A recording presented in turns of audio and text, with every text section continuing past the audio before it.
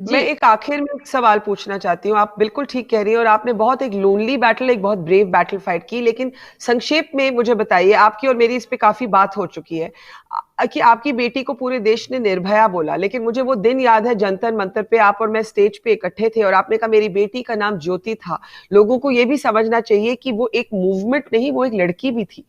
तो ये सिग्निफिकेंस कि आपने उसको नाम से पुकारा, थोड़ा सा इसके बारे में संक्षेप में बताइए। आखिरी सवाल।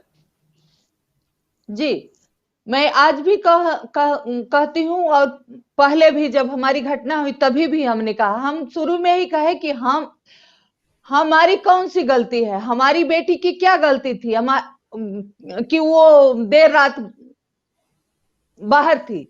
लेकिन देर रात बिल्कुल। 8:30 बजे कौन सी रात होती है? अरे 12 तो बजे थे, 2 बजे थे, तो भी कोई देर रात का कोई रेलेवेंस ही नहीं है। मान कोई लेते हैं रेलेवेंस हम नहीं। 12 बजे ही रात को बाहर हैं, तो कोई काम से बाहर हैं या हम कहीं से जी। आ रहे हैं, तो कौन सा कानून में लिखा है कि नहीं हमारे साथ आप रेप करो, गैंग रेप करो? तो जी। जब हम 12 बजे रात को रोड से नहीं निकल सकते, तो आप कैसे 12 बजे रात पे रोड पे घूम सकते हो, रोड पे क्राइम कर सकते हो? कहाँ कानून में लिखा है?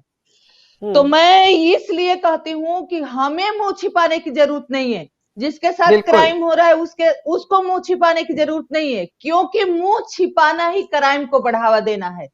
जब बहुत घटना बढ़िया बोले होती है, बच्चियों को घर में बैठाते हैं, उनकी पढ़ाई छोड़ा देते हैं, लेकिन जो गलती करता है उस पर कोई अंगुली नहीं उठाता है। तो आज मैं बहुत मैम बहुत आपके बहुत माध्यम से बहुत ये बढ़िया। कहना चाहती हूँ कि जब तक क्रिमिनलों को, जो क्राइम करते हैं, उनको रियलाइज कराया जाएगा, हमारा समाज नहीं रियलाइज कराएगा, हमारी न्याय व्यवस्था नहीं कराएगी, तब तक हमारे समाज में बच्चियों के साथ रेप होता रहेगा।